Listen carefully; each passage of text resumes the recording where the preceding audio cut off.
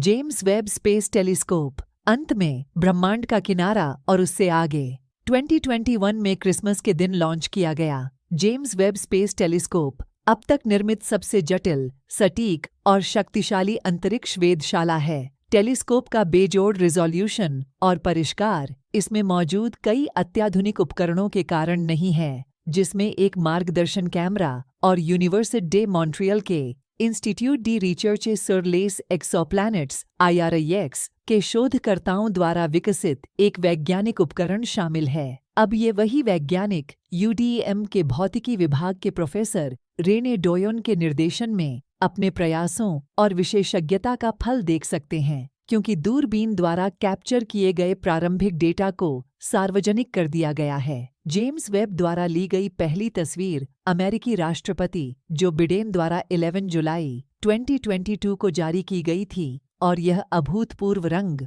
और स्पष्टता की है। यह सुदूर ब्रह्मांड की अब तक ली गई सबसे गहरी, सबसे तेज अवरक्त छवि है। 13 अरब साल पहले बनी आकाश गंगाओं का एक समूह। इसके बाद 12 जुलाई को ग्रीन बेल्ट, मैरीलैंड में नासा के गोडार्ड स्पेस फ्लाइट सेंटर से 4 और छवियों का लाइव अनावरण किया गया। छवियों में स्टीफन के क्विंटेट, 5 आकाश गंगाओं के एक दृश्य समूह के अलावा कैरिना और दक्षिणी रिंग निहारिकाओं को अद्वितीय तीव्रता में दिखाया गया है। पृथ्वी से 1000 प्रकाश वर्ष दूर स्थित एक्सोप्लैनेट वॉस्प 96b की जेम्स वेब की पहली स्पेक्ट्रोस्कोपी को भी सार्वजनिक किया गया था। किसी दूर स्थित वस्तु की रासायनिक संरचना को निर्धारित करने के लिए इस तकनीक का उपयोग करते हुए दूरबीन ने पानी के विशिष्ट हस्ताक्षर, साथ ही बादलों और धुंध के सबूत भी कैप्चर किए। नथाली ओलेट, एक खगोल भौतिकीविद, IRIX समन्वयक और जेम्स वेब टेलीस्कोप के संचार वैज्ञानिक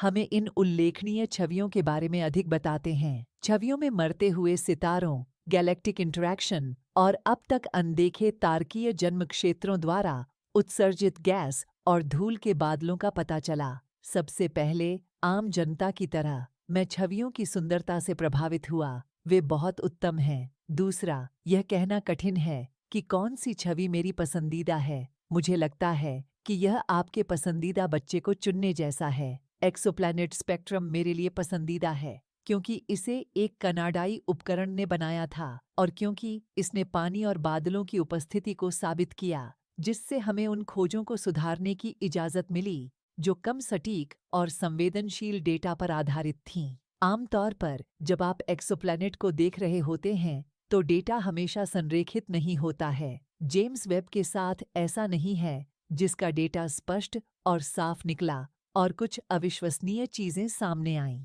साथ ही, चूंकि मेरा शोध आकाशगंगा निर्माण और विकास पर केंद्रित है, इसलिए मुझे स्टीफन क्विंट की छवि शानदार लगी, जिससे इस बात की नई जानकारी मिली कि प्रारंभिक ब्रह्मांड में आकाशगंगा की अंतःक्रियाओं ने आकाशगंगा के विकास को कैसे प्रेरित किया होगा। वे ऐसा प्रकाश दिखाते हैं जिसे मानव आंख नहीं देख सकती। हबल टेलीस्कोप मुख्य रूप से दृश्य प्रकाश को देखता था, लेकिन जेम्स वेब अवरक्त में देखता है, जिससे हमें विभिन्न घटनाओं का पता लगाने में मदद मिलती है। निहारिकाएं कुछ रहस्यमय वस्तुएं हैं, क्योंकि वे बहुत धूल भरी होती हैं। वहां बहुत अधिक गैस दृश्य प्रकाश को अवरुद्ध कर रही है। हालांकि इंफ्रारेड के साथ हम धूल में प्रवेश कर सकते हैं और दक्षिणी रिंग और कैरिना नेबुला जैसी छवियां प्राप्त कर सकते हैं।